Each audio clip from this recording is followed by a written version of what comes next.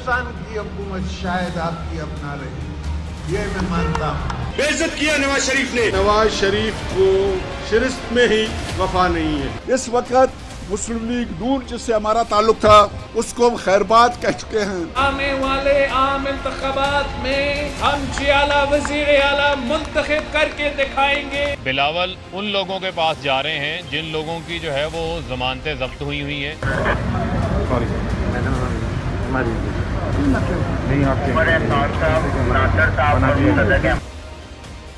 अस्सलाम वालेकुम, आप देख रहे हैं ब्रेकिंग पॉइंट। मैं हूं मोहम्मद मालिक। बाकी तो डिस्कशन बाद में करेंगे। आज बड़ा एक अजीब सा सीन हमने देखा पंजाब असम्बली में।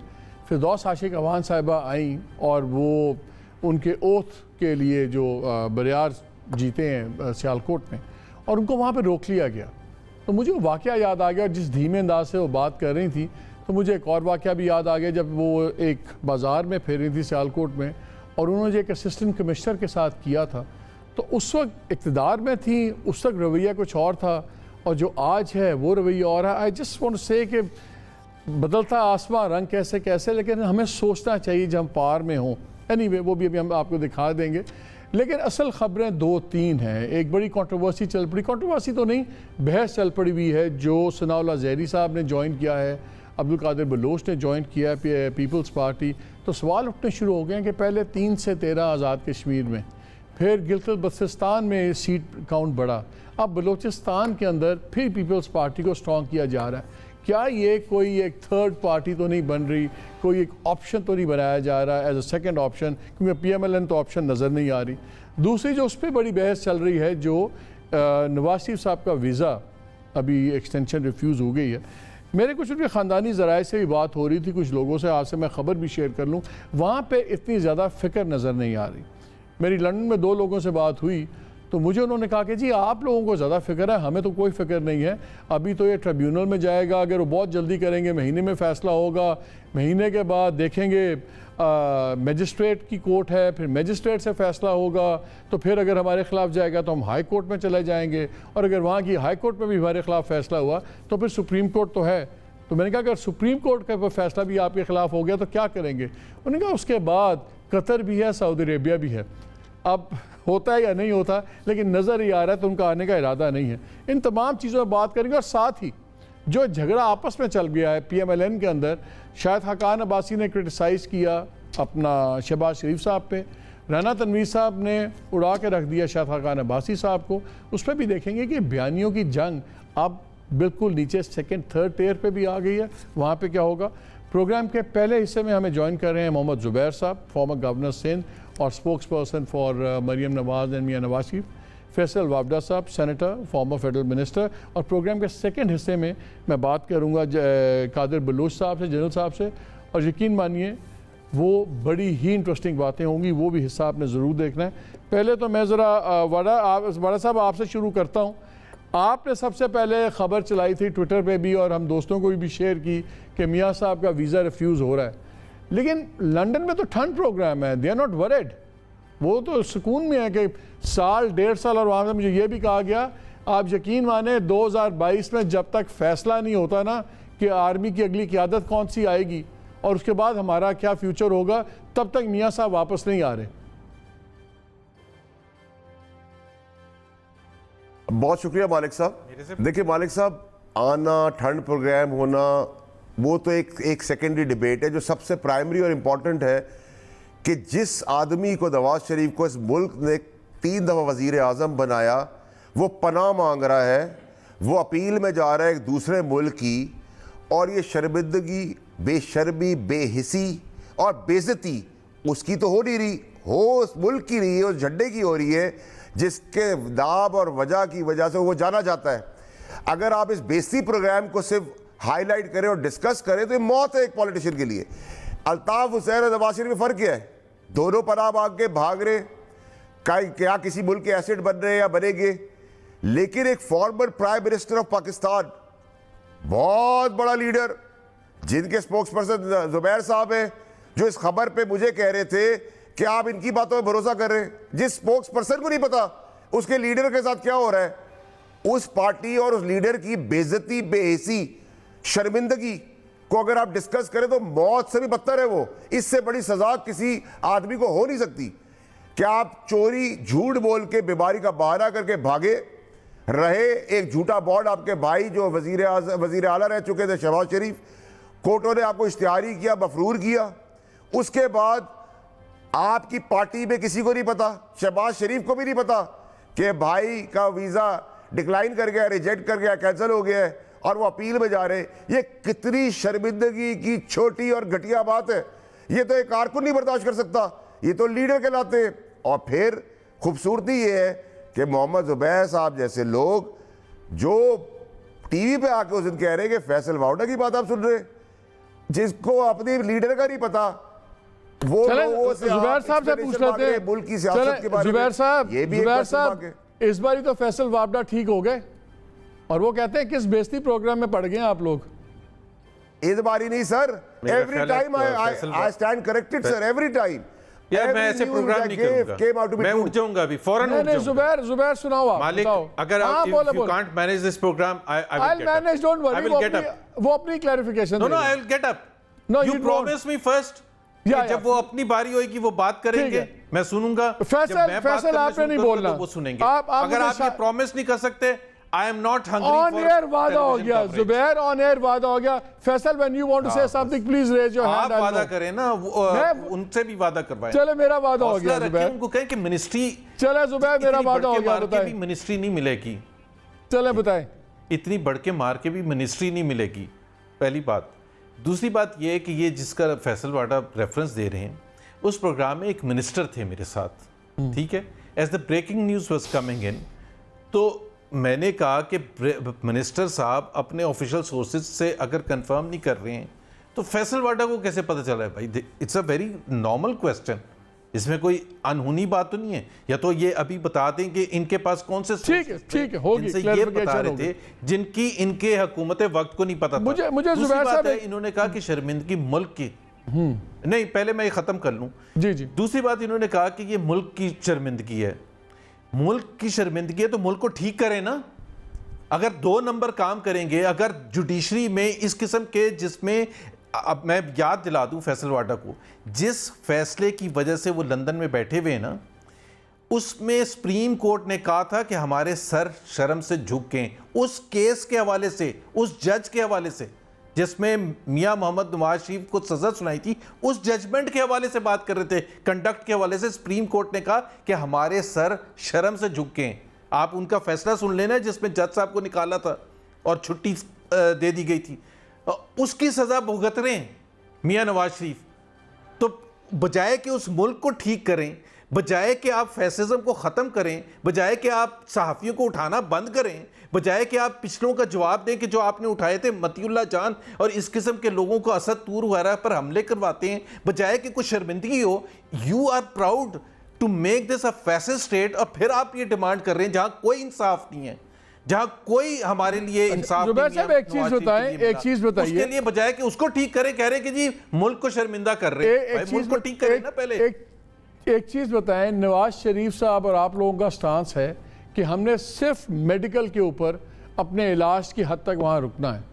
अगर फॉर एनी रीज़न वहाँ पे आपकी सुनवाई नहीं होती तो ये हम गुफ्तगू जो सुन रहे हैं कि जी हो सकता है वो वापस ना आए, वो सऊदी अरेबिया या कतर भी ऑप्शन भी देख सकते हैं, तो फिर इलाज तो इशू ना हुआ। इलाज तो उनका लंदन इंग्लैंड स्पेसिफिक था, तो उसके बाद अगर वहाँ का वीज़ा एक्सटेंड नहीं होता तो क्या कि ऐसी दूसरी ऑप्शन ऑन टेबल है कि हम किसी सऊदी अरेबिया या कतर भी चले जा सकते हैं?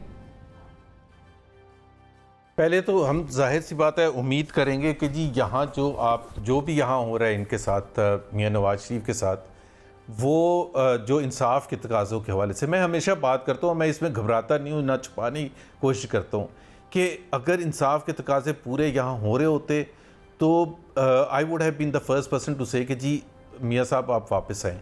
उनका मेडिकल इशू है, सीरियस मेडिकल इशू है, वो मेडिकल इशू अगर वो उनका रिजेक्ट हो जाता है, अगर आपने कहा, तो फिर हम उस वक्त टेक द डिसीजन जब वो वक्त आएगा। लेकिन इसमें हमें कहने में और दोहराने में और पूरी दुनिया में ये शोर मचाने में कोई मुझे वो इशू नहीं है कि यहाँ इंसाफ के तकाजे पूरे नहीं किए गए, ना सुप्रीम कोर्ट के वक्त पर पूरे किए गए, ना उस एक second, late me get Faisal into it. Faisal वो कह रहे हैं, इंसाफ की फैसल बिखेरेंगे, वो कह रहे हैं कि आप लोगों आप मुल्क को हर दौर में ये कहते हैं कि जी वो देखें Zulfikar Ali Bhutto Zubair, let me get Faisal, वो बाहर बैठ के शोर मचा रहा है, वो भाई आप ठीक करते ना, यहाँ फांसी ना लगाते ना मियां जुल्फिकार अली भुट्टो को, वो तो फिर पाकिस्तान का नाम भी ना बदनाम होता। नहीं खैर, वो तो जुबैर, वो तो शहबाज शरीफ साहब खुद जस्टिस क़य्यूम को फोन करके अगर मरियम को उनको भुट्टो साहिबा को ना लगवा तो गलत हुआ था ना, तो वो तो मानते हैं, फिर पास्ट अपना भी डिस्कस करें ना भाई, तो गलत हुआ था ना, वी एडमिट इट, मैं तो 50 दफा कह चुका हूं। अच्छा फैसल, मुझे ये बताएं, फैसल उन्होंने अभी जुबैर साहब ने ये डिनाई नहीं किया कि ये ऑन टेबल पे ऑप्शन हो सकता है कि अगर इलाज की ये वीज़ा रिक्वेस्ट डिनाई हो जाए तो इसका मतलब ऑफ द टेबल नहीं है उनका कतर जाना और सऊदी अरेबिया वाला जाना।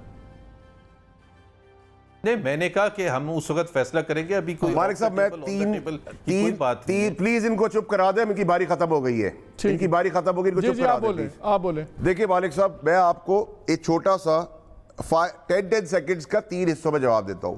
पहला, जुबैर साहब ने कहा कि मैंने फैसल की बात पे ये जवाब दिया, इन्होंने कहा फैसल जैसों की बात पे हम यकीन कर लें, which was below the belt, but मेरे हमेशा आदत है मैं सीने पे अटैक करता हूँ, पीठ पे बुज़दिल करता है, तो मैंने कभी जुबैर साहब के पीछे कोई बात नहीं की, मैं हमेशा जुबैर साहब किसी के आगे भी मुंह पे बात करता हूँ। नंबर 1। नंबर 2, इन्होंने कहा कि आप भड़के ना मारे, आपको वजारत नहीं मिलेगी। पहली दफ़ा में MNA, पहली दफ़ा में फेडरल मिनिस्टर, पहली दफ़ा में senator, best performing ministry by far, जिसकी मार्केटिंग इमरान खान साहब खुद करें। मेरे साथ जुबैर साहब वाला काम नहीं हो कि वोट ट्रांसफर करा दिया लेकिन टिकट नहीं मिला, ये पहला हिस्सा हो गया। दूसरी चीज़, इन्होंने कहा कि हम इलाज के लिए गए थे और हमारे लिए कोर्ट ने कहा है कि ये शर्मनाक है। अगर आपके और मेरे लिए भी ऐसा वर्डिक्ट आ जाए तो मैं तो दूसरी तीसरी फ्लाइट से आप और मैं आ जाएंगे और कहेंगे जी कोर्ट ने ये कहा है, मैं फेस करूंगा। तीसरी चीज़ ये कि जिस इलाज के लिए आप गए थे वो इलाज का ना होना ही तो आपकी रिजेक्शन बनी है। What is the reason, why are you rejected? और चौथी चीज के इसको उठा लिया उसको बिठा लिया। भाई आप तो साबका वजीर आजम की बात करें नवाज शरीफ की, एक तो वो भागा जिस तरह, फिर मफरूर जिस तरह हुआ, फिर इश्तिहारी जिस तरह हुआ, इसाक डार खाकान अब्बासी के जहाज में बैठ के भाग गया, ये कोई प्रेसिडेंट है? शर्म आ रही चीज को डिफेंड करते हुए। आप लोग इसको डिफेंड किस तरह करें? आपने ये किया था तो हमने ये कर दिया, हमने ये किया तो आपने वो कर दिया। नहीं, आप वजीर आजम नवाज शरीफ साहब की बात करें, मफरूर, भगौड़ा, इश्तिहारी, कन्विक्टेड, पैर पड़ के भीख मांग के गया, भाई ने बॉन्ड लिखा, उसके बाद जवाब यह आया कि तमाचा मारा दूसरे मुल्क ने, अपील में जा रहे दूसरे मुल्क में, इधर अपील में आ जाए, इधर अपने केसेस को फाइट करे। अगर जेन्युइन है और लीडर है, लीडर वो नहीं होता जो इख्तिदार में पाए निहारी खा के बैठ के खाए प्राइम मिनिस्टर हाउस में और पैसों के एनवलप्स बांटे और जैसे इख्तिदार जाए पहले सऊदी अरेबिया कॉन्ट्रैक्ट करके भाग जाए, फिर दुबई भाग जाए, फिर कतर भाग जाए, फिर लंदन भाग जाए। और भाई अगर भगौड़ों ने अगर लीडरशिप करनी थी, इसीलिए तो इनका खत्म नहीं है। तीसरी चीज ये कि ये जो बयानी है, खाकान अब्बासी साहब तो मुलाजमत कर रहे हैं, तस्वीरें आ रही है जैसे आपका गार्ड कुक मुलाजिम खड़ा होता है हाथ बांध के, वो समझ रहे कि मरियम का बयानिया चलेगा। पूरी पार्टी शहबाज शरीफ साहब खड़ी है, इलेक्टेबल शहबाज शरीफ साहब खड़े हैं, क्योंकि शहबाज शरीफ लीडर ऑफ द हाउस है, इलेक्टेड है, पार्टी का प्रेसिडेंट है। तो ये जो 3 ना 13 में इनसे कौन बात करेगा? Who are they, why are they even representing? They have no say in the government और इन द ऑपोजिशन। इसलिए तो साइड पर ये वो कश्तियां जला के गए थे जो फंस गए कि ना वो इधर के रहे ना उधर के रहे। And you will see in the coming future, लिख ले आप इसको भी हिस्सा बना ले, ताकि जुबैर साहब अगले प्रोग्राम के हम फैसल जैसों की बातों पे थोड़ी करते। I don't like to hit below the belt, especially in anybody's absence. So I will always attack from the front and on the chest, or at times on the head. But having said that, Malik Saab, Zubair Saab se khe, what justification as a spokesperson who is not even informed properly, कि वो कैसे justify करेंगे कि भागा हुआ मुजरिम convicted इश्तिहारी appeal में जा रहे रिजेक्शन वाले मुल्क में, तो व्हाट रिप्रेजेंटेशन? जी जुबैर साहब से पूछ लेते हैं ना जी, जुबैर साहब इसको एक्सप्लेन करें। लेकिन जुबैर मुझे एक बात आप और भी बताइए, आपने अभी अपनी चीज़ के डिफेंस में एक जुडिशल फैसला कोर्ट किया जहां आपको सूट करता है आप जुडिशरी के फैसले अपने हक में कोर्ट करते हैं। आपकी जितनी रिलीज मिली आपको जुडिशरी ने दी। अगर मियाँ साहब बाहर गए जुडिशरी की वजह से बाहर गए, आपके लीडर ऑफ द ऑपोजिशन बाहर आते हैं जुडिशरी से आते हैं, सारे रिलीफ्स भी आपको जुडिशरी से मिलती है। सिर्फ एक केस में आप जुडिशरी का रोना रोते हैं कि जी मियाँ साहब आएंगे तो ये नहीं होगा। अभी तक तो हमने रिलीफ्स मिलती देखी हैं आपको जो सुपीरियर जुडिशरी से। आप कह लें जी नैब आपके खिलाफ है, जी नैब कोर्ट ने 2 नंबर काम किया है, सुपीरियर जुडिशरी ने तो अभी तक आप लोगों को रिलीफ ही दी है, हर बड़े लीडर को, आपको, हर किसी को। तो फिर किस सुपीरियर जुडिशरी डर के भाग रहे हैं? अच्छा, कोर्ट भी आप उनको ही करते हैं। जवाब दे देता हूँ मैं। पहले तो मैं सिर्फ साइड पर ये, इन्होंने कहा कि बेस्ट परफॉर्मिंग मिनिस्ट्री थी, तो प्रॉब्लम हमें भी पता है फैसल आपके प्राइम मिनिस्टर का है कि प्राइम मिनिस्टर साहब के हिसाब से आपने कहा कि बेस्ट परफॉर्मिंग मिनिस्ट्री थी और मिनिस्टर को निकाल दिया। This is where the problem is, this is where the problem with Imran Khan is कि the guy can not understand कि बेस्ट परफॉर्मिंग मिनिस्टर को मौका और दिया जाता है ताकि वो जो अच्छे काम कर रहा था 3 साल किए थे उसको 2 साल और लगाए। लेकिन खान साहब को ये समझ नहीं आएगी, तो जाके आप खान साहब को बताएं कि मैं बेस्ट परफॉर्मिंग मिनिस्टर था, हमें नहीं बताएं आप कि आप बेस्ट परफॉर्मिंग मिनिस्टर थे। हमारे लिए तो इसका मतलब है खान साहब की समझ बूझ भी नहीं है और वो 2 नंबर खेल खेलते हैं। आपकी जगह उन्होंने PMLQ को फायदा पहुंचाना था तो इसलिए उन्होंने एडजस्ट कर दिया, वो जो चोर डाकू जिसको कहा था उनके बेटे को। दूसरी बात, आपने जो सवाल पूछा है मालिक, आपको खुल के आप सहाफत करते हैं ना, बकौल आपके बिल्कुल खुल के करते हैं। पाकिस्तान की रैंकिंग देख लें कहाँ है। इसका मतलब ये नहीं होता कि हर शख्स के पीछे पड़ जाते हैं। अगर फैसला 10 सही आते हैं तो सिर्फ 3-4 गलत देने होते हैं। क्या ज़ियाउल हक के दौर में सुप्रीम कोर्ट और हाई कोर्ट हर फैसला गलत करता था? नहीं। तो आप 100 अगर जुडिशरी, आप ये कह रहे हैं कि आप ये कह रहे हैं कि जुडिशरी को हम तब मानेंगे अगर जुडिशरी 100% फैसले हमारे हक में करे, या कम अज कम मियां साहब, या आप कहते हैं कि आपके हक में करे तो जुडिशरी ठीक है। MQ का क्या हुआ? एक सेकंड सुन ले, हक में नहीं मैं कह रहा। हाँ। अगर आप ये कह रहे हैं कि पाकिस्तान की जुडिशरी की बड़ी जबरदस्त एग्जांपल्स हैं तो माफ कीजिएगा कि सिर्फ आप बैठ के इस्लामाबाद और पिंडी में ऐसी बातें करते हैं, बाकी दुनिया वाले ऐसे नहीं देखते हैं। बाकी दुनिया वाले पाकिस्तान की जुडिशरी पर, पाकिस्तान की मीडिया की आजादी पर सवालिया तो मियां साहब तो अब आप क्या चाहते हैं? मियां साहब का वापस आएंगे जब इस मुल्क का अभी आप सुप्रीम कोर्ट का चीफ जस्टिस और तमाम जजेस बदल जाएंगे, तब आएंगे, तब एतवार आएगा। क्या करें हम? सुन नहीं, पहले मुझे ये बात मुकम्मल करने दें। पाकिस्तान में आपको सही पता होगा, पता नहीं 1000 सहाफ़ी होंगे, 2000 सहाफ़ी होंगे, उठाया तो सिर्फ 4 को ही है ना, तो आपका क्या मसला है? 996 को तो नहीं उठाया यार। ये पैरेलल्स ड्रॉ ना करें, नहीं, ये इन पैरेलल्स को ड्रॉ ना करें, ये लॉजिक नहीं बनती। ये बिल्कुल मसले को ना, ये जुडिशरी के ले लेना, चले जुडिशरी के, मैं जुडिशरी का बता देता। तो फिर बॉयकॉट कर दें जुडिशरी का। अगर 2 नंबर जुडिशरी आप बॉयकॉट कर दें, जाए ना, एक जिहाद और शुरू करें, मेक अ स्टेटमेंट कि हमने इन अदालतों के सामने नहीं जाना। आप भी सहाफत से बॉयकॉट कर ले अगर आपको इतराज है कि हम तो सहाफत का बॉयकॉट नहीं, हम तो सहाफत के दूसरों को गलत पकड़ के अंदर हम उन लोगों के पास रिलीफ लेने नहीं जाते। नहीं, फिर हम उन लोगों के पास रिलीफ लेने नहीं जाते, फिर हम रिलीफ खुद अपनी बनाते हैं। आप तो रिलीफ भी वहीं से लेते हैं, फिर उन्हीं को गालियां निकालते हैं। ये लॉजिक क्या है? फिर क्या चॉइस क्या है हमारे पास? What is the choice? What is the choice? So basically telling me तो ये पीपल्स पार्टी ने जब जुल्फिकार अली भुट्टो, एक सेकंड, तो बेसिकली मियां साहब, आप ये जुबैर, आप ये कह रहे हैं कि मियां साहब लंदन में इसलिए नहीं बैठे हुए कि इलाज सिर्फ वहीं हो सकता है, लंदन में इसलिए बैठे हुए हैं असल में कि पाकिस्तान की अदालतों पे बिल्कुल उन्होंने एतबार नहीं करना। तो ये कहें ना, फिर इलाज क्यों लाते हैं बीच में? एक सेकंड, ये तो आपने डिबेट को वहां लेके चले गए कि वो कुछ आप एक्सेप्ट करते हैं, कुछ आप एक्सेप्ट नहीं करते। ऐसा ही है, पाकिस्तान की तारीख भरी पड़ी है, कोई ऐसा सुनहरी दौर नहीं आया। 99 का कूच जब जस्टिफाई हो गया था, इरशाद हसन खान ने जस्टिफाई किया था, तो उसका मतलब ये नहीं था कि 2001 में कोई केस उन्होंने ठीक फैसला नहीं सुनाया होगा। आपके मुताबिक या तो बिल्कुल 100% सही होते हैं या 100% गलत होते हैं। ऐसा तो कहीं नहीं होता। ऐसा तो नाजी जर्मनी में भी नहीं होता था, ऐसा तो सोवियत यूनियन में भी नहीं होता था। वो कह रहे हैं कि आप लोगों ने टारगेट सिर्फ मियां साहब को किया हुआ है, इसलिए उन्होंने नहीं आना। इलाज छोड़ें, वो बेसिकली टारगेट क्या है? हमारे पास शवाहिद है ना मौजूद। एक सेकंड, हमारे पास शवाहिद मौजूद हैं, हमने पॉइंट आउट किया है। अच्छा, मुझे मालिक हमने साहब क्या पॉइंट आउट किया? सुप्रीम कोर्ट ने जज को फारिग कर दिया उठा के, उस केस की वजह से फारिग किया है कि मिसकंडक्ट इन दैट केस। हमने नहीं, सुप्रीम कोर्ट ऑफ पाकिस्तान ने और हाई कोर्ट से फारिग किया है। जी जी फैसल।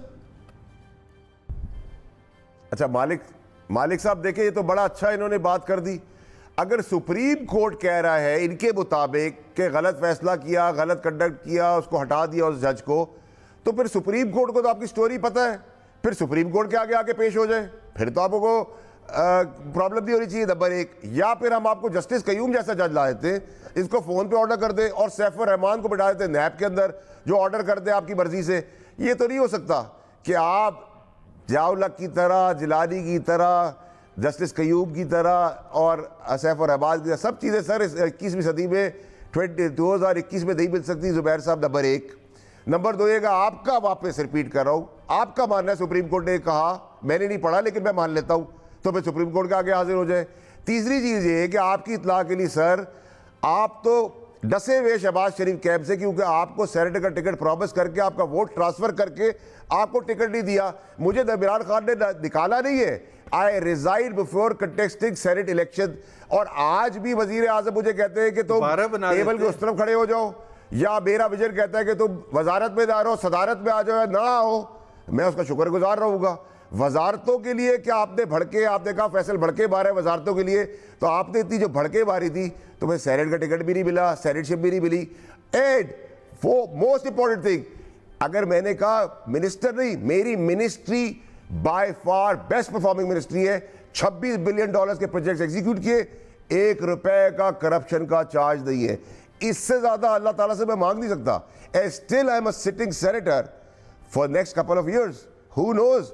आपको मेरी परेशानी हो रही होगी, मैं आपकी उसकी तारीफ करता हूं, लेकिन I am not been sacked और kicked out, I resign and it is his prerogative as a prime minister कि वो मुझे कहाँ रखते हैं, नहीं रखते और नहीं रखना चाहते और किसको रखा है, जुबैर को पता हो क्यों। जुबैर साहब आखिरी 2 मिनट है, आखिरी 2 मिनट है। वो कह रहे हैं यार मेरे पे आप क्रिटिसाइज ना करें, अपनी बात करें, आपके साथ तो हाथ हो गया, आपका एड्रेस भी चेंज करवा दिया और आपको सेनेट का टिकट भी नहीं दिया, आप अपनी बात करें जुबैर। अच्छा, मैं आप चूँकि जनरल कादिर बलोच से इंटरव्यू करेंगे तो मैं आपको सिर्फ अपना बैकग्राउंड बता दूं कि ज़ाहिर है वो PMLN के बारे में बात करेंगे। मैं एनी शाहिद हूँ of the events that led to his breaking away from PMLN, और ये उनको याद दिला दीजिएगा 24 अक्टूबर की रात को वो सरीना होटल आए थे और वहाँ मैं भी मौजूद था, मुसद्दिक मलिक भी मौजूद थे, मरियम औरंगज़ेब भी मौजूद थी, और उनका जो इशू था वो ये था कि ज़हरी साहब को वो फ्रंट रो में दूसरे दिन बिठाना चाहते थे, फ्रंट रो में, कि तमाम PDM के लीडर्स जहाँ बैठेंगे वहाँ वो बैठेंगे, अदरवाइज़ उनके लिए पार्टी में आगे चलना, बिकॉज वो मतलब ये तो मैं आपको सिर्फ बॉटम लाइन बता रहा हूँ। And that is the reason that he parted ways on that particular day on 25th of October 2000। वो तो खैर अपना वो खुद ही बताएंगे। आप क्विकली ये बताएं, आपके साथ वाकई हाथ हुआ था जैसे फैसल बता रहे हैं कि सेनेट वाला? यार बात सुने मालिक, आप मुझे एक चीज़ बताएं कि मैं तो relatively न्यू एंट्रेंट हूँ, to become the spokesperson for the most powerful person and the most powerful lady in the party, I think इससे ज़्यादा बड़ा एजाज़ या पोजीशन क्या हो सकती थी to represent in a very difficult circumstances कि जब हम PDM की मूवमेंट चलाना शुरू किया था उससे usually Zubair on a lighter note आमतौर पे स्पोक्स पर्सन रोज मुलाकात करता है अपने जिसका स्पोक्स पर्सन होता है उनके साथ होता है। लीडर आपका लंदन में, स्पोक्स पर्सन कराची में है, कोई इक्वेशन बन नहीं रही, आप लंदन चले जाएं या उनको वापस बुला लें। एक तो लंदन में जा भी नहीं सकता वैसे भी मतलब कोविड की वजह से कोई भी नहीं पाकिस्तानी लंदन जा सकता, और दूसरी बात यह है कि बिल्कुल अगर नॉर्मल हालात हों तो करीब ही होना चाहिए, लेकिन नॉर्मल हालात ज़ाहिर है नहीं है। चले आप दोनों का बहुत शुक्रिया। आपके तो सारे मसले आपके तो बयानिया की बात भी पूछे तो आप कहते हैं हमारा मसला है, लेकिन पूरे पाकिस्तान को आपने 2 बयानियों के मसले डाले हुए हैं। हमारे सेगमेंट का वक्त ख़त्म हो गया, आज मैं ब्रेक लूँगा, लेकिन ब्रेक से पहले मैंने आपको शुरू में फिरदौस आशिक अवान का बताया था, वो सर देखिएगा ज़रूर, इस पर आपके लिए शॉर्ट छोड़े जा रहा हूँ कि जब हम इक़्तिदार में होते हैं तो हमारे रवैये रियासती इदारों के लोगों के साथ क्या होते हैं, जो गवर्नमेंट फंक्शनरीज होते हैं, अफसरान से भी, और जब हम इक़्तिदार में नहीं होते तो फिर एक छोटा सा सब इंस्पेक्टर भी हमारे लिए कितना, उससे हमारी बात का तरीका क्या होता है। काश ये चीज़ें हम इक़्तिदार में रहते हुए भी सोचें। ब्रेक लेंगे, ब्रेक अभी आप शॉर्ट देखिए, ब्रेक के बाद आके जनरल कादर से बात करेंगे। तो आपका फर्ज है, तनख्वाह इस चीज़ की लेती हैं, मैं तनख्वाह इस चीज़ की नहीं लेती हूँ, आप लेती हैं कि क्या देखें क्या गलत हो रहा है। मैडम इस तरह से बात की जा सकती है कि उस वक्त से कभी आपको कहाँ से हम बरामद कर रहे हैं, आप विजिट पे आई हैं, आप तो राइश सबके लिए है, आपके लिए आप कोई आसमान से उतरी हुई है। क्या हाल है बेटे, ठीक हो, खैरियत ना लो, ठीक हो? नहीं मैम, सॉरी नहीं, आपके ये तो हमें भी नहीं पता, हमारे लिए नहीं है।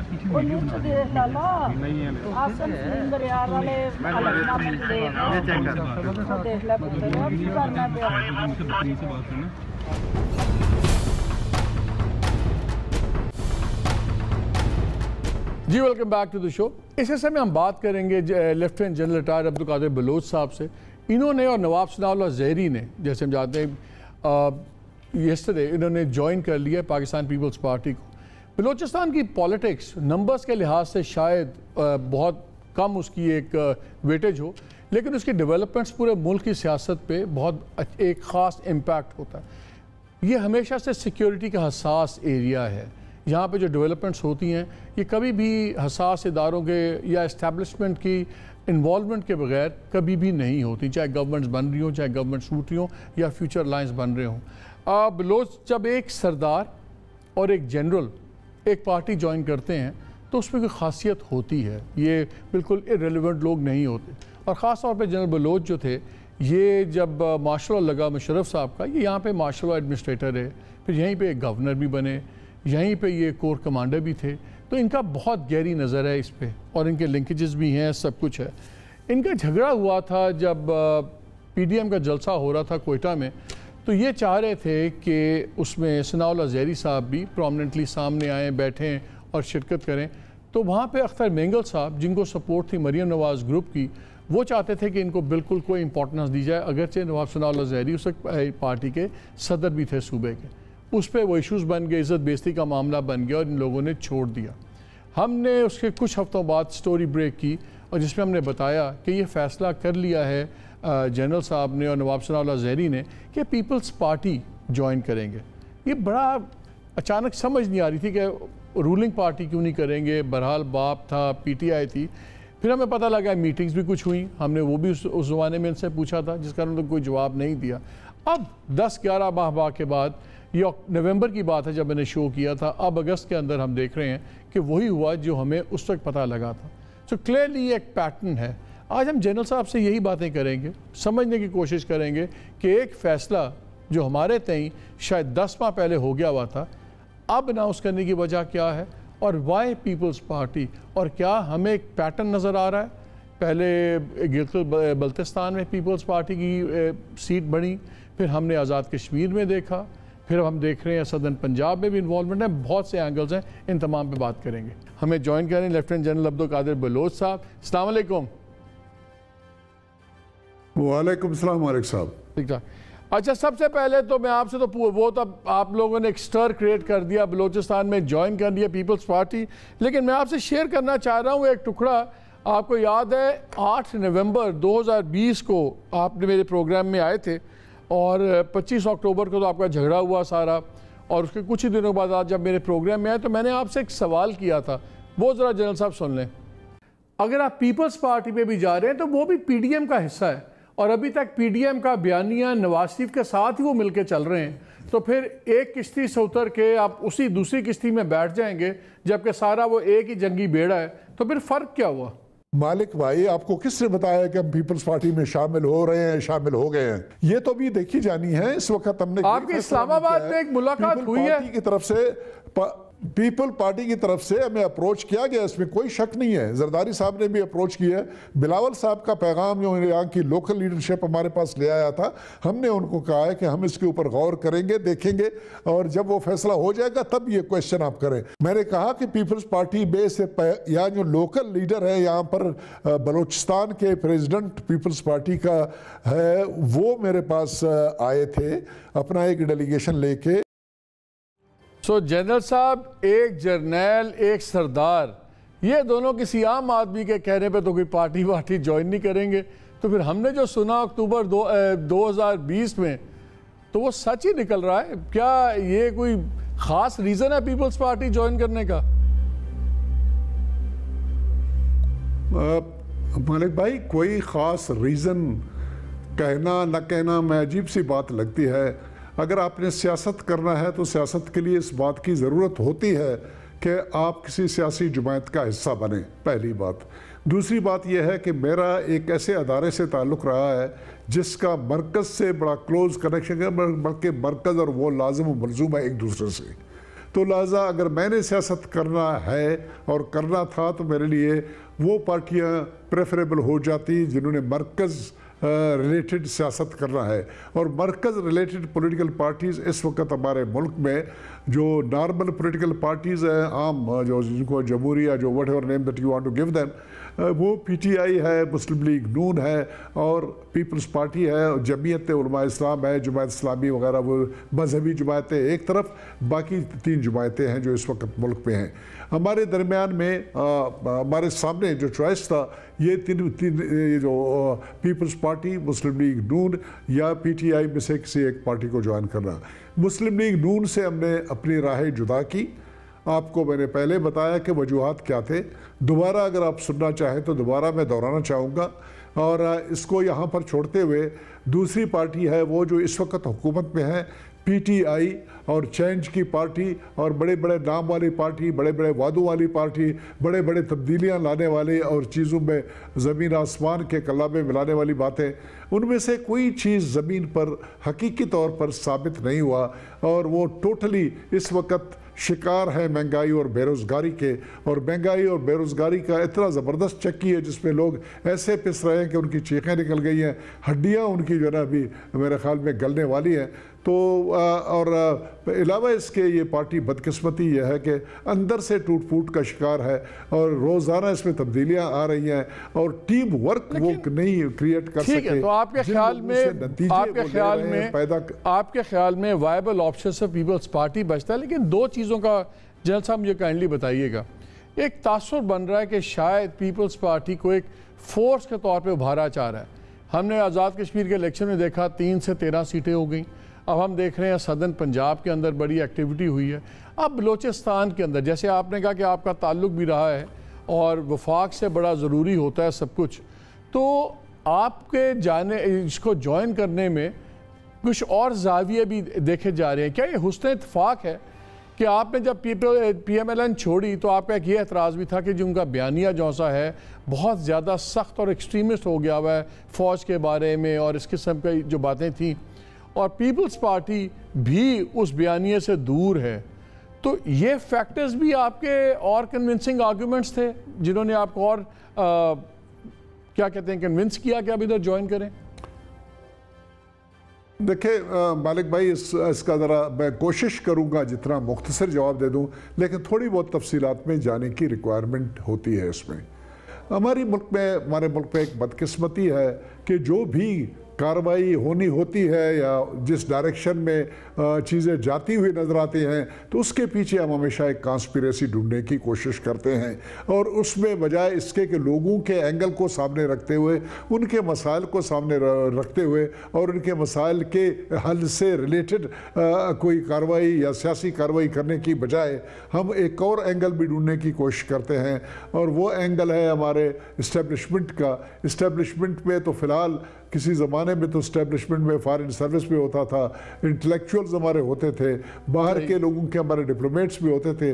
आजकल उसको रिस्ट्रिक्ट करके आपने अफवाज पाकिस्तान से उसका ताल्लुक़ पैदा किया है और हर एक चीज़ में उनका एंगल आप ढूंढने की कोशिश करते हैं। बात यह इस बात को छोड़ दीजिए कि ये कोई बात है कि नहीं है। मैं सिर्फ इतनी बात करूँगा, आप मुझसे सवाल पूछेंगे दोबारा, मुझे पता है, लेकिन मुझे कहने दो कि अगर किसी आदमी ने किसी पार्टी का अगर चुनाव करना है और अगर रिकॉर्ड देखा जाए पॉलिटिकल पार्टीज़ का जो हमारे मुल्क में हैं, उनके सेक्रीफाइसेस का, उनके कंट्रीब्यूशंस का, मुझे बता दीजिए कि पलड़े में अगर डाली जाती है तो पीपल्स पार्टी जब शुरू हो जाती है क्लेम करने तो 77 का मुत्तफ़िका आइन, न्यूक्लियर प्रोग्राम, 90,000 कैदियों को वापस लाना, 5,000 बुरबा मील इलाका वापस कर लेना, फिर उसके बाद जो है ना चेयरमैन भुट्टो का फांसी चढ़ना, बेनज़ीर की शहादत, और इसके बाद बेनज़ीर के 2 भाइयों की शहादत, और उसके बाद फिर अपना 18th amendment, 7th NFC award, 58(2)B का इधर उधर किया जाना वगैरह वगैरह, ये वो तमाम चीज़ें हैं जो पीपल्स पार्टी, और कोड़ों का खाना, ये करना वो करना, तो ये तमाम चीज़ें हैं जो पीपल्स पार्टी के पलड़े में डाली जाती हैं। दूसरी तरफ से अगर मैं अपने पुराने पार्टी की बात कर लूँ, मैं चाहूँगा कि उनमें से कोई जवाब उसका दे। आपके जिस वक्त आप प्रोग्राम चलाएंगे तो शायद वहाँ से कोई आदमी आ जाए जवाब दे, उसको वहाँ पर छोड़ दूँगा। तारीक इंसाफ अपनी कंट्रीब्यूशन बता दे। अब आपका अगला सवाल ये पैदा हो जाता है कि आप उम्र रसीदा आदमी हैं और ये वो चीज़ें आपके सामने थी, तो पहले दिन से आपने पीपल्स पार्टी क्यों नहीं ज्वाइन किया? वो एक अलग सवाल अगर पूछेंगे तो उसका मैं जवाब दे दूंगा।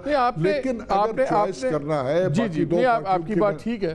शहादतों का आपने जिक्र किया, बाकी 2 पार्टियों की, बेनज़ीर की भुट्टो साहब की शहादत भी एक मिलिट्री डिक्टेटर के दौर में हुई, बेनज़ीर की शहादत भी एक मिलिट्री डिक्टेटर के दौर पे हुई, तो वो फिर शहादतें तो बड़ी कंट्रोवर्शियल हो जाएंगी कि क्या ताल्लुकात बनते हैं, कैसे बनते हैं।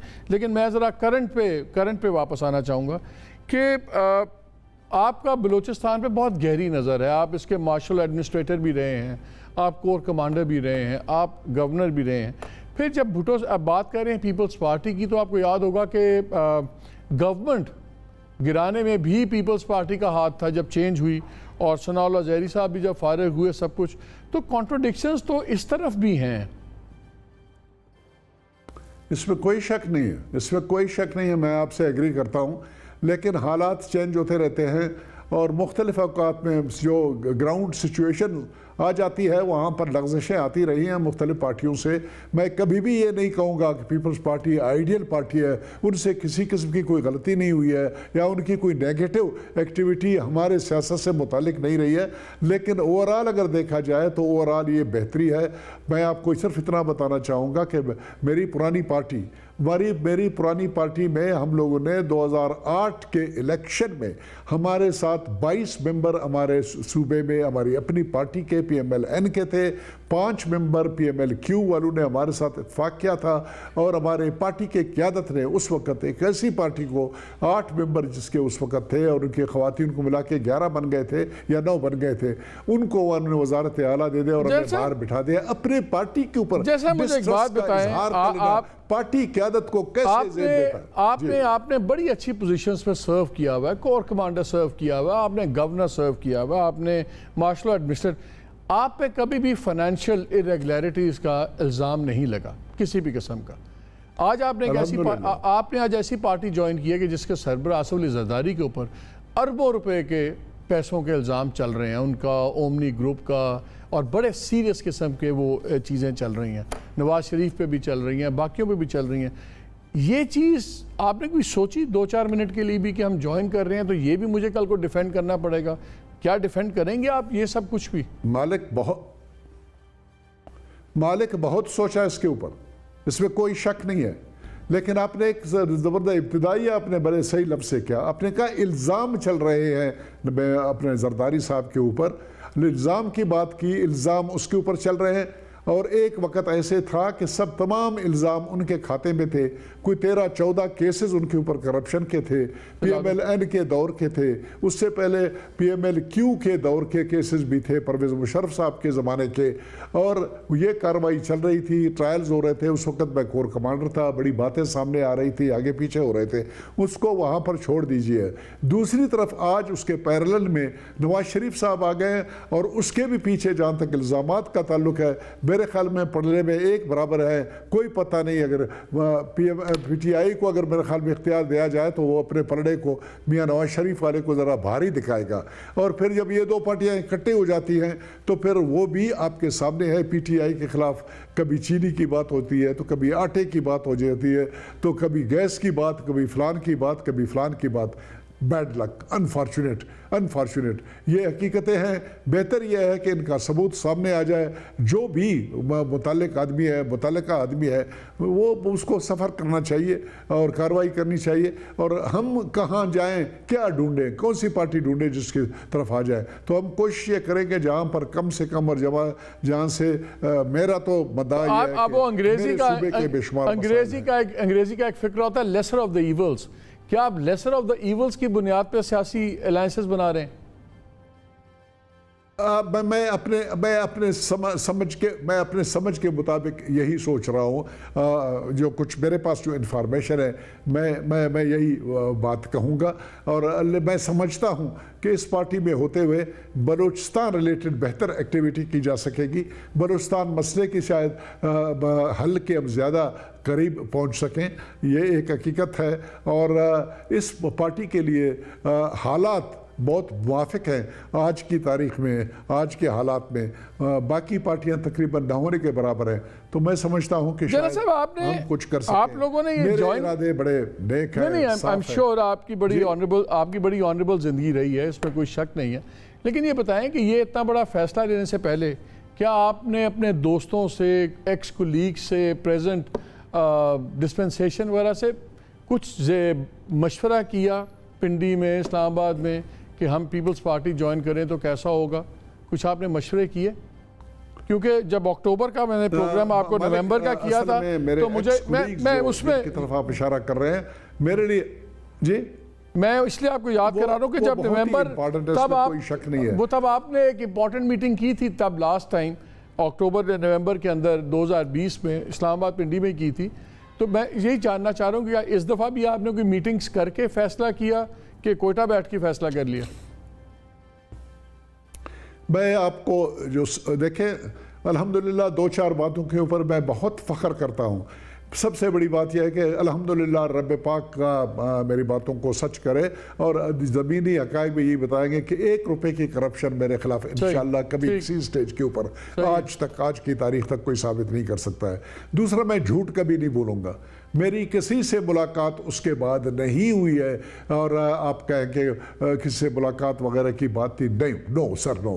मेरी और आपकी जो लास्ट प्रोग्राम चली है वो प्रोग्राम और आज तक जहाँ तक किसी सियासत से मुतालिक कोई मुलाकात की बात है, no, nothing of the sort. बल्कि इस दौरान में हमारे कोई रजमेंटल फंक्शन जहाँ पर सियासत को एक तरफ रखा जाता है और हमें फैसिलिटी दी जाती है कि हम अपने एक्स कुलीग से, हमारी सोशल गैदरिंग्स होते हैं, रीयूनियन वगैरह या किसी इंस्टॉलेशन सेरेमनीज होते हैं, वहाँ पर हमें बुलाया जाता है। इवन उस किस्म की भी कोई कार्रवाई नहीं हुई है। लेकिन मैं ये समझता हूँ, तो वो जो आपकी बलोच, तो जनरल साहब एक चीज़ तो बताएं, बलोच रेजिमेंट की गेट टुगेदर पे आपकी और आर्मी चीफ की मुलाकात भी हुई कभी उसके बाद? 18 अक्टूबर, ये 18 अक्टूबर की बात है, वहाँ पर मेरी मुलाकात हुई थी। 2019 था मेरे ख्याल में। तो वहाँ की पॉलिटिक्स डिस्कस हुई? नहीं, उस वक्त मैं वही कुछ ऐसी बातें होती हैं जो उस एक्टिविटी का हिस्सा नहीं होती है, तो उसमें मैं कोई ऐसी बात नहीं कहूँगा कि क्या डिस्कशन हुआ और क्या नहीं हुआ। ऑफ द रिकॉर्ड बातें होती हैं। जिस तरीके से प्रोग्राम शुरू करने से पहले आपने मुझे चंद सवाल पूछे, तो उन सवालों को इस प्रोग्राम का हिस्सा नहीं बनाया जाना है, तो इसलिए वहाँ पर अगर कोई कार्रवाई हुई तो वहाँ पर भी कोई ऐसी बात नहीं हुई। लेकिन एक बात मैं बता दूँ कि चीफ साहब से वहाँ पर मेरी मुलाकात हुई और उस वक़्त से लेकर आज तक मेरी कोई उनसे मुलाकात नहीं हुई है, न किसी सोशल फंक्शन में मुझे मौका मिल गया। अच्छा, आखिरी सवाल जनरल साहब, जो आपका टाइम गुजरा बलूचिस्तान में as martial administrator, as governor और बतौर कोर कमांडर के भी, इन्होंने तो कोई फ़ायदा नहीं उठाया PMLN वालों ने आपसे, टू बी ऑनेस्ट। लेकिन क्या आपके ख्याल में वो तमाम नॉलेज, अब एक्सपर्टीज़ पीपल्स पार्टी के काम आएगी? हाँ मालिक, बहुत अच्छा सवाल किया आपने। मैं आपका हद से ज़्यादा शुक्रगुजार हूँ, बहुत से ज़्यादा शुक्रगुजार हूँ इस सवाल के लिए। मुझे अल्हम्दुलिल्लाह मालिक, मैं बलूचिस्तान में खारान के मकाम पे पैदा हुआ। मैट्रिक मैंने अपने नॉर्मल स्कूलों से किया, मैंने अपनी ग्रेजुएशन कोयटा कॉलेज से किया और मैं एमए करने के लिए कराची यूनिवर्सिटी में था। स्टूडेंट पॉलिटिक्स में काफ़ी एक्टिव इन्वॉल्व में रहा था। उसके बाद फ़ौज में आया, फ़ौज के 36 साल मैंने प्योर प्रोफेशनल तरीके से गुजारा और फ़ौज के आखिरी दिनों में मुझे बलूचिस्तान के गवर्नर होने का मौका मिला, कोर कमांडर होने का मौका मिला।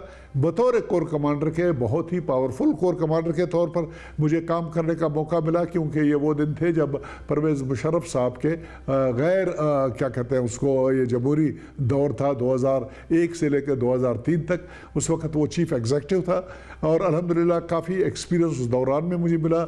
और फिर बाद में PMLN में जाके मैं 2010 में शामिल हुआ और 2010 में शमूलियत से पहले मियाँ साहब मेरी राय को बहुत अहमियत देते थे और जहाँ कहीं ज़रूरत होती थी तो कभी कोई न कोई बात होता था, पूछते थे, लेकिन सीरियस डिस्कशन उन्होंने नहीं की। नवाब अकबर ख़ान भुगटी के कंडोलेंस के लिए जब आए थे तो वहाँ पर मैं भी मौजूद था। वहाँ पे मैंने बलूचिस्तान के मसले के ऊपर बड़ी तफसीली बात की। उन्होंने बड़े कमिटमेंट्स किए, प्रॉमिस किए कि जब हुकूमत में आएंगे तो हम ये तमाम मसाइल हल कर देंगे। मैं बड़ा खुश था कि अब मसाइल हल हो जाएंगे, सब कुछ हो जाएगा। लेकिन मैं आपको कसमिया कहता हूँ कि पूरे 5 साल जब हम गवर्नमेंट में रहे, अब 2010 से शुरू करके फिर बाद में 2013 में से लेकर 18 तक आए, मुझे एक दिन भी मियाँ साहब ने 5 मिनट का भी मौका नहीं दिया कि बलूचिस्तान के मसले के ऊपर 1 to 1 मुझसे कोई बातचीत करे, कभी भी नहीं दिया।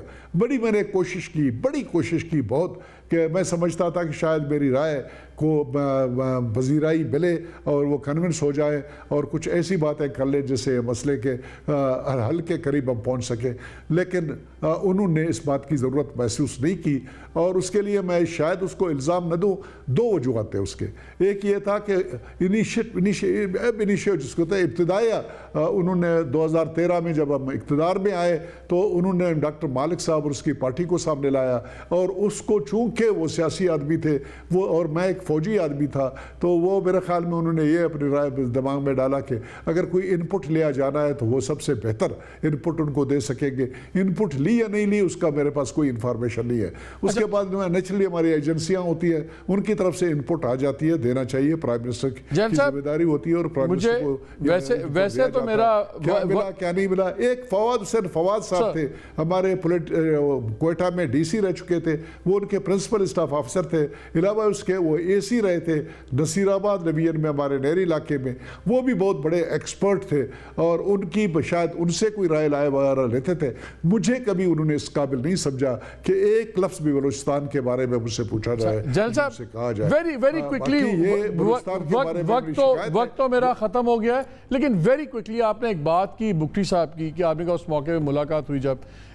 क्विक सवाल, बुगटी साहब की मौत का जिम्मेदार कौन था? जनरल मुशर्रफ, खुद बुगटी साहब या कोई और? देखिए बात यह है कि हम तो मैंने बताया कि एक अंदाजे होते हैं, अंदाज़ों की बुनियाद के ऊपर बात करना वो तो हर आदमी बात करता है। मैं एक जिम्मेदार आदमी हूँ, मैं कोर कमांडर रहा हूँ, मैं गवर्नर भी रहा था, मैं मिनिस्टर रहा था। मेरे पास कोई इन्फॉर्मेशन का ऐसा सोर्स नहीं है जिसके कंफर्म बुनियाद के ऊपर मैं ये कह दूँ कि कौन जिम्मेदार है। इसमें कोई शक नहीं है कि फ़ौजी कार्रवाई के दौरान वो मारे गए। ये एक ऐसी नॉलेज है जो सबके पास है, मेरे पास भी यही नॉलेज है, मैं भी यही कहूँगा, इससे बयान कुछ नहीं कहूँगा। अच्छा जल साहब, बहुत शुक्रिया फॉर टॉकिंग टू अस, बहुत शुक्रिया वक्त देने का। नाज़रीन बहुत ही थोड़ा वक्त है इसलिए बड़ी छोटी सी व मुख्तसर बात करूँगा। मेरा ख्याल है बलूचिस्तान में जब भी चेंजेस होती हैं तो बड़ी इंटरेस्टिंग, वो दूर आने वाली कुछ चेंजेस को हमेशा कुछ ना कुछ हिंट ज़रूर करती हैं। हमने गिलगित बल्तिस्तान में देखा, हमने वहाँ पर राइज़ ऑफ PPP देखी, हमने आज़ाद कश्मीर में सुपर राइज़ ऑफ PPP देखी 3 से 13। अब out of the blue Balochistan के अंदर हम एक चीज़ देख रहे हैं, डेवलपमेंट देख रहे हैं।